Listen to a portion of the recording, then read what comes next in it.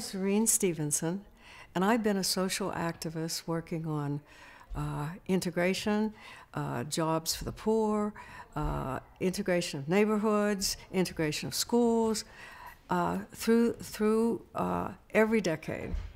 And I've looked very carefully at what this decade has to offer. And I think it's the time because we have a technology that allows us to communicate not all over our community. I mean, we can speak to everything, to everyone. We can speak across the world. So the technology is here for a conversation. It's really clear that representative government isn't working. We haven't had an opportunity to have discussions with each other about what's really important. And after working for so many years on change, it seems to me that we have to change ourselves first. And I call this effort Us for Precedent. It means us, you and me, in a united state of agreement about who we are as human beings. And the precedent idea is we don't need a president, we don't need a representative, we need to be the models of the change that we want in our society. And there's no substitute for that. So what I've done is, and I am a teacher, so I'm looking at the how to make the change. And so I've looked at the kinds of commitments to personal change that we can and need to make before we get general changes. And I'd just like to run through them quickly. It seems that the first thing we have to do is develop our love of self and project that then on love of others. It has to be our motivation, our caring about each other enough to share and make sure that everyone is okay. And that's the first order of business. And I have a curriculum that I've developed in terms of how. For example, to love of self, you have to look at your issues, breath, clearing your mind, being able to stop negativity. And that's one thing I wanted to add to the discussion about education. We are not helping our kids learn how to be friends.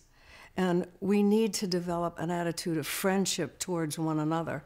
And that is me seeing you in the way I want to be seen. So that's the first one, and it has specific hows about it.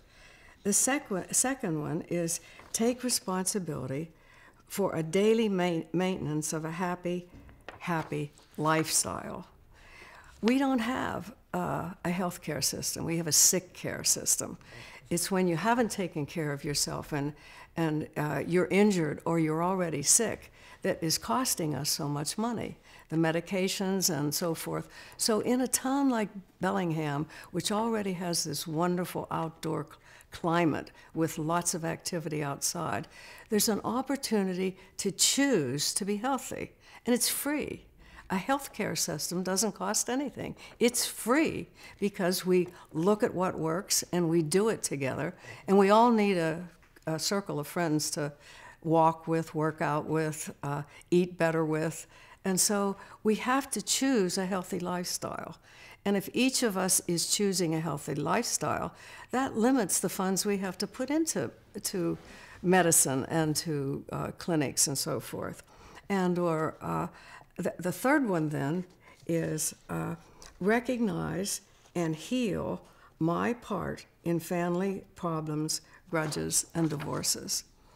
From my experience, children are hurt most by the examples of the behavior of elders. And we can't talk about world peace if we have family turmoil and people who won't speak to each other. I'm not saying you are responsible for healing your family, but you can be responsible for not holding a grudge, not being part of the problem, but being part of the solution of the problem.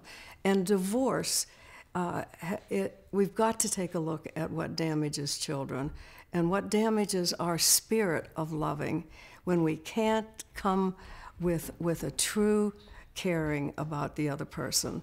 And kids don't get it unless they see it. You got to be a precedent. You got to model love. Otherwise, it doesn't get communicated to our kids.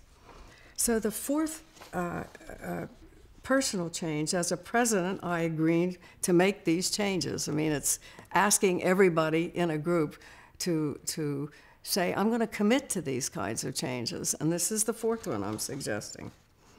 Participate in the lives of elders, relatives, and neighbors, and honor their right to grow old with dignity and in a happy, safe environment. Families are broken up, even in a community as small as a city as forward-looking. I think Bellingham is a forward-looking community.